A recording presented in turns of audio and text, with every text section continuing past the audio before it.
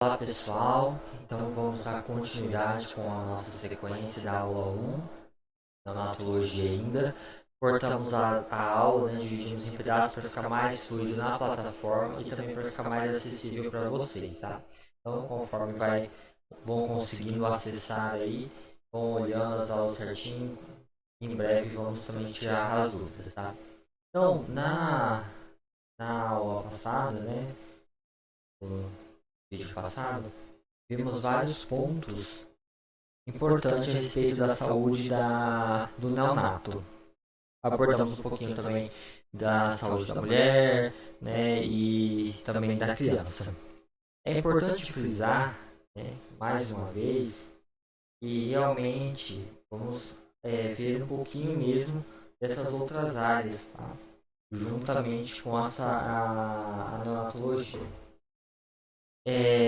Vimos os tipos de partos também, como que funciona, e mais à frente podemos ver também como que isso vai influenciar aí no indivíduo, tá? Nessa criança que está recém-nascida.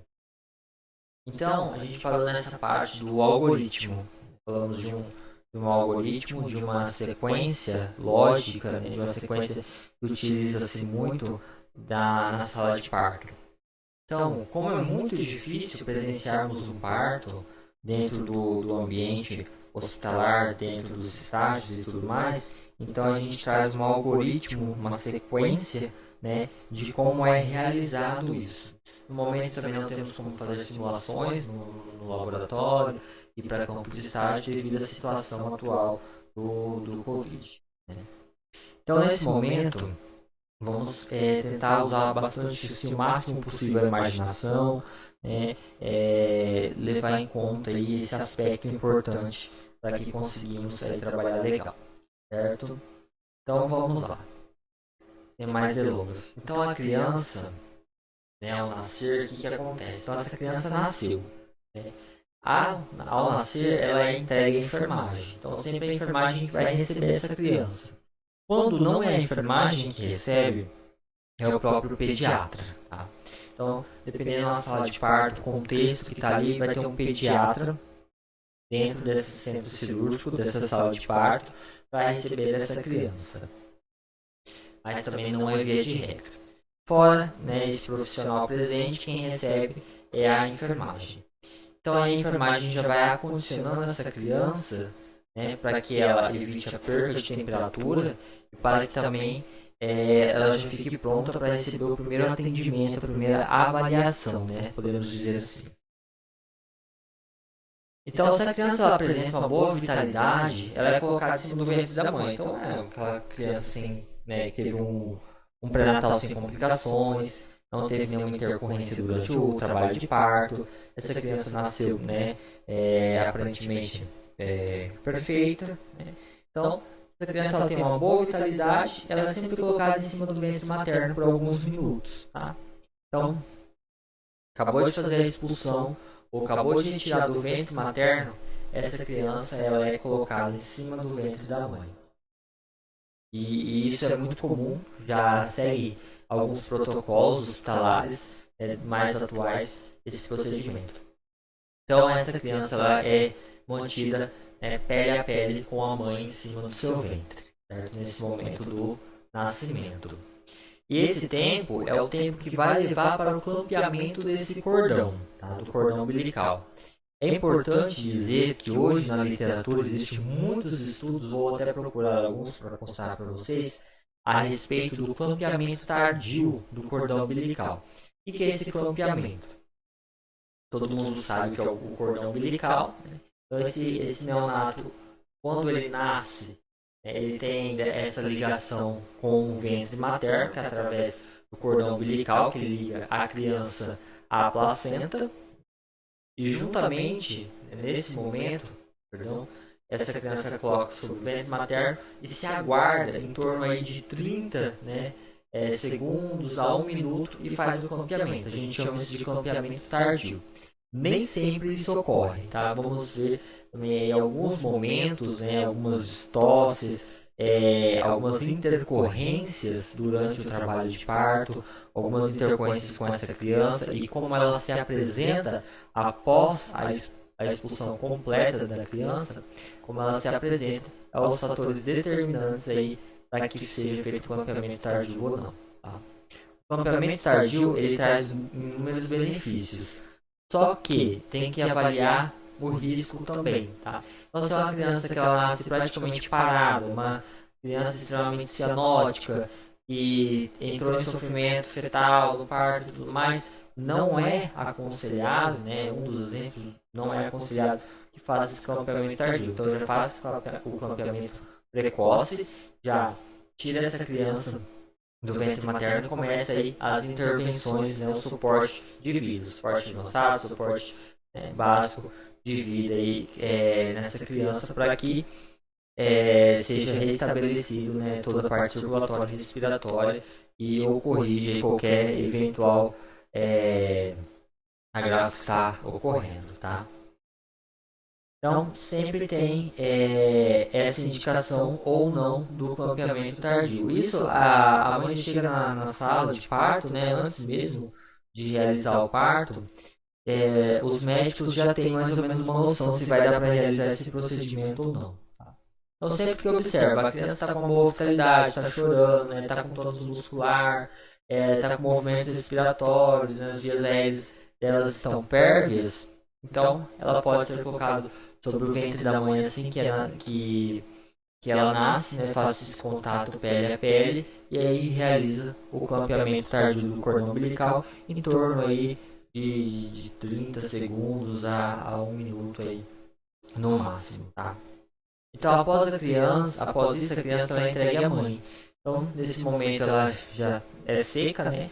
Quando já está em cima do ventre materno, faz o clampeamento do cordão e aí ela é entregue para a mãe ver essa criança fazer o primeiro contato prévio, né? Tirar toda aquela ansiedade também da mãe.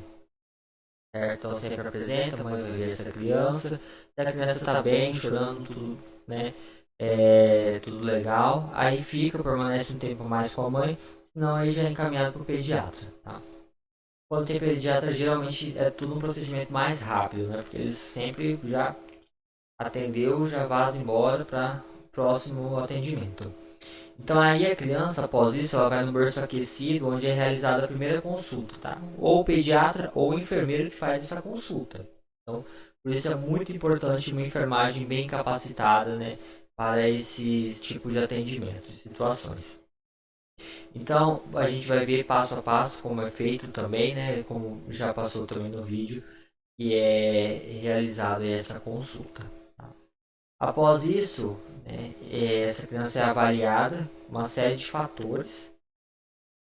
E um desses fatores que essa criança ela é avaliada, tanto né, aí no primeiro instante de vida, já quando ela sai do útero, quanto nos próximos minutos de vida, é a escala de Apgar que a gente fala. É uma escala muito famosa, né? Cai muito em concurso para quem pretende aí seguir a área de concurso, né? É bom se apegar a essa escala, né? Conhecer ela bem. Então, o que é essa escala de Apgar? Cada letrinha dessa que forma, né, a palavra Apgar, ela significa um aspecto a ser avaliado nessa criança. Tá? Então, a aparência, o pulso, né, se essa criança ela tem gesticulação, se ela tem atividade, se ela tem respiração. E aí, de acordo com o que essa criança apresenta em cada um desses tópicos, ela recebe uma nota. Essa nota ela varia de 0 a 2. Tá? Então, quanto maior a escala de Apgar, né, nos primeiros minutos de vida, maior é a vitalidade dessa criança, né? Melhor essa criança está. Então, ela é realizada no primeiro e no quinto minuto de vida do RN, ela é obrigatória. Então, essa escala ela vai avaliar o nível de eficiência da adaptação da criança nesse ambiente extrauterino. Então, a gente falou que quando essa criança ela sai do útero materno, ela passa por uma série de adaptações, né? E essas adaptações, de certa forma, são muito bruscas, porque é um ambiente totalmente diferente daquilo que ela estava tendo durante a gestação, certo? Uma das maiores dificuldades que essa criança tem é a respiração, Porque na vida intrauterina, né, ela não precisa utilizar os pulmões para realizar, né, a troca gasosa, a respiração. Já na vida extrauterina, isso é imprescindível, né? Ela tem que utilizar esse novo recurso, tem que aprender a respirar. E esses primeiros minutos aí, até ela aprender a respirar, ter um ritmo e tudo mais, é até um pouco doloroso, desconfortável para a criança. Então, na escala de aparência, a gente sempre vai avaliar a cor dessa criança. Né? Se essa criança ela está pálida, se ela está cianótica, né, que é roxinho e azulado, a gente dá sempre uma nota zero, né, nesse quesito.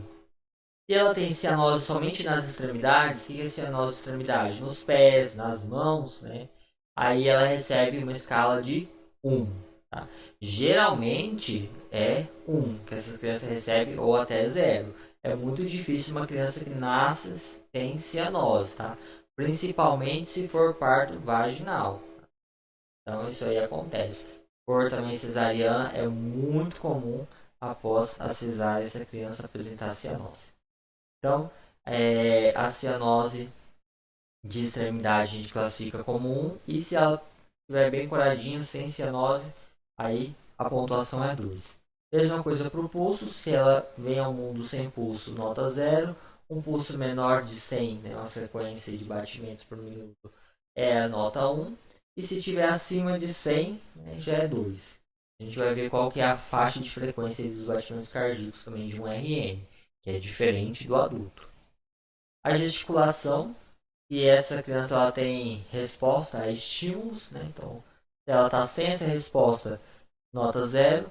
Se ela faz careta, né? Se ela faz alguma estimulação agressiva, que geralmente elas ficam irritadas mesmo quando nascem, né? Fica aquela carinha de bravos. Então, nota 1. Se tiver com choro vigoroso, tossindo, né? Até com espirro, então já é 2, né? Tá conseguindo expelir todo o líquido e tudo mais já que está em cavidade pulmonar. A atividade, se ela apresenta aí bastante atividade, nota 2. Se apresenta alguns movimentos só nas extremidades, 1. E agora se ela apresenta nenhum, né, ou muito pouco, nota 0.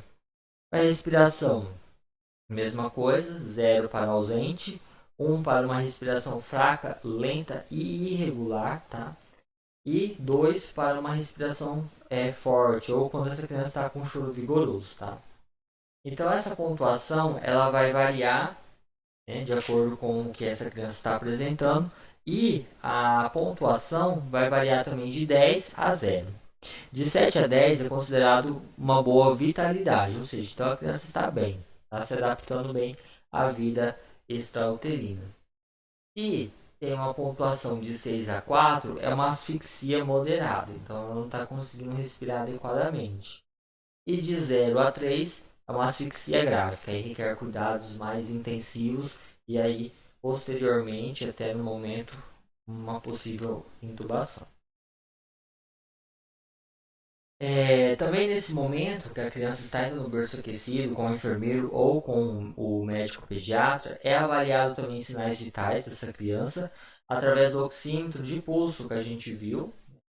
Com esse oxímetro de pulso, vamos aferir a saturação e também a frequência cardíaca dessa criança aproximada e a frequência respiratória também, tá? Então, a APA, nesse momento, não é verificada. Claro. Os sinais vitais são de extrema importância e vamos falar também deles mais adiante. Então, será tópicos mais específicos para isso. Caso os sinais vitais e a escala indiquem que o RN está em sofrimento ou dificuldade para se adaptar, pode ser necessário intervenções mais invasivas, como a gente já falou. Tá? Então, se esses sinais vitais nessa escala de Apgar me apresenta aí que essa criança está com um sofrimento, que está com uma certa dificuldade para se adaptar, e aí que pode ser submetido a alguns procedimentos, como a aspiração, né? Como a intubação, que a gente já falou, e outros procedimentos invasivos para que essa criança restabeleça aí a respiração, restabeleça seus sinais vitais. Tá? Então isso é muito importante frisar também. A aspiração neste momento, ela não é obrigatória, tá? Ela é traumática até para a criança. Então, muitas vezes, quando a criança está com um choro bom, tá com aquele choro vigoroso, ela tá esperta, tá ágil, então não tem essa necessidade expressa de fazer aí uma aspiração, tá? Às vezes usa só aquela perinha, né, para desobstruir as portinhas das cavidades, tanto das narinas quanto da boca, mas tem a necessidade de fazer todo aquele procedimento de introduzir a sonda até na traqueia e tudo mais.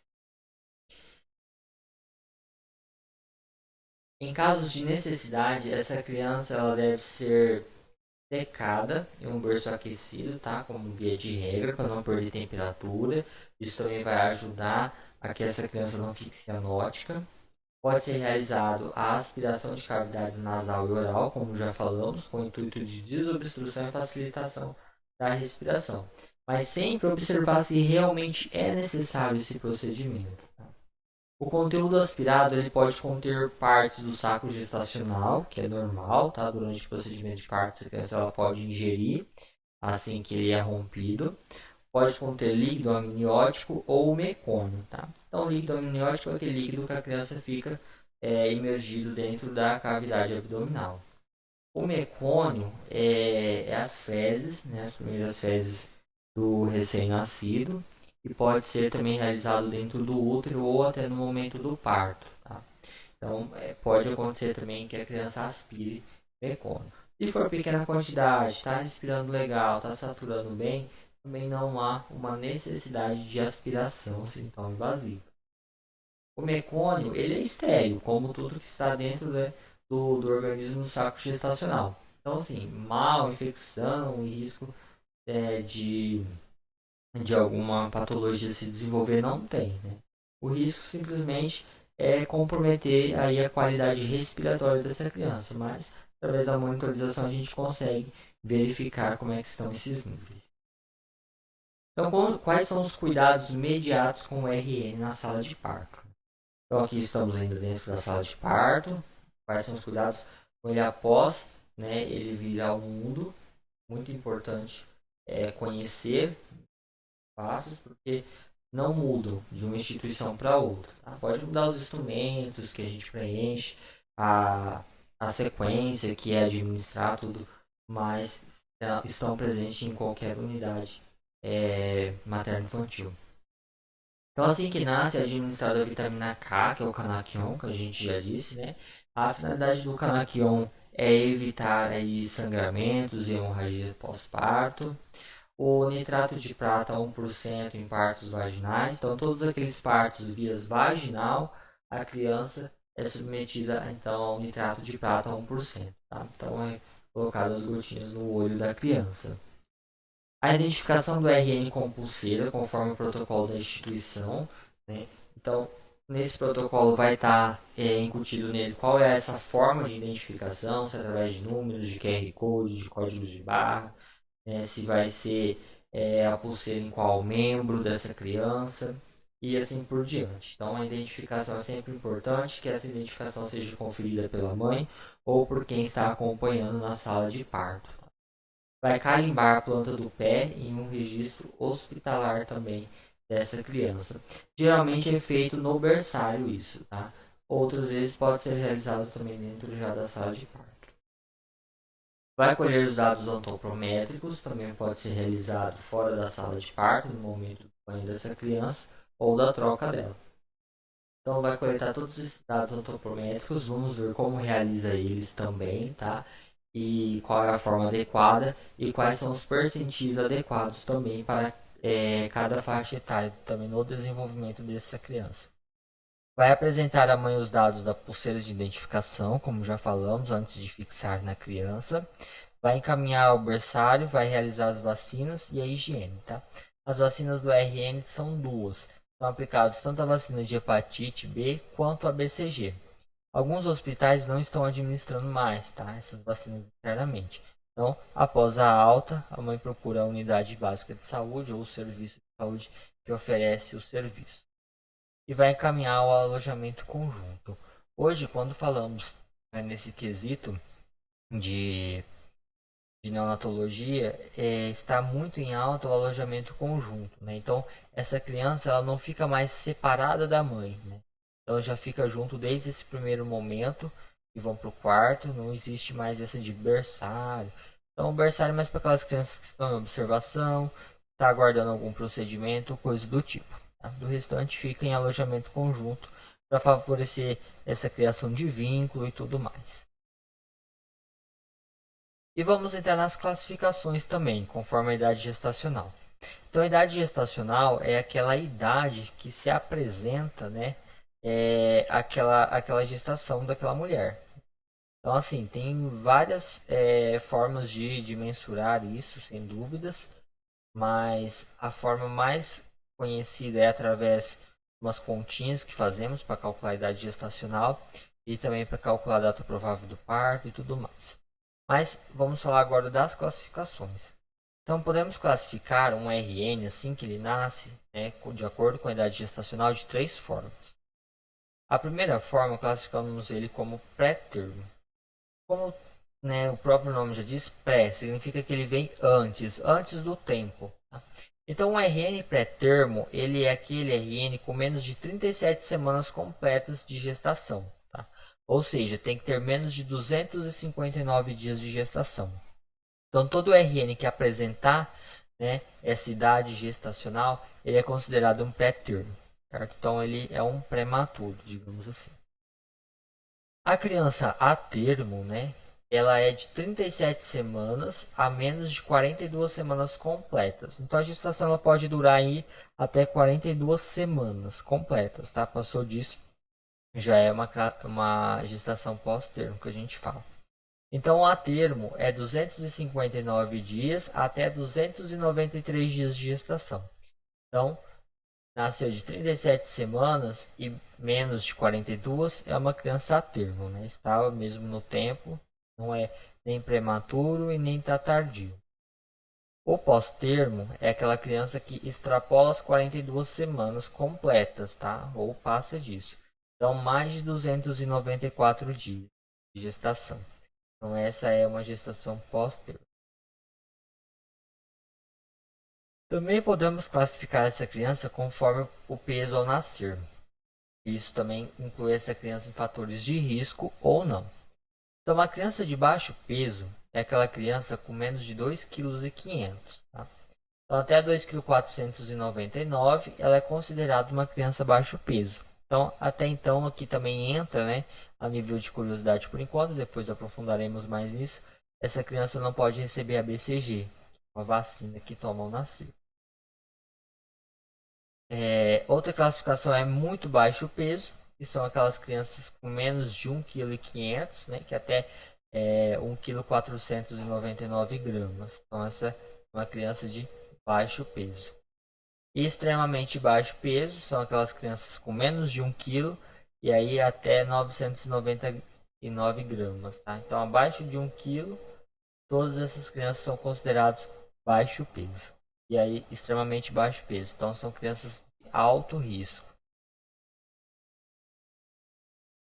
Então, como já vimos as classificações, né, já vimos os tipos de parto, já vimos como é que podemos classificar essa criança ao nascer de acordo com a idade gestacional, de acordo com o peso. Vimos também como que funciona um pouco aí a estrutura da sala de parto. Né? Agora vamos falar um pouquinho da assistência, né, desse RN na necessidade de reanimação. Ou seja, vamos entrar propriamente dito na sala de parto, né, no tema de reanimação cardiopulmonar infantil, né, já vamos entrar já diretão já na parte avançada da reanimação para esse paciente pediátrico. Nosso tempo é super curto, né, nossa disciplina é poucos dias, então já vamos abordar aí já sem receio já e partir para cima mesmo, certo?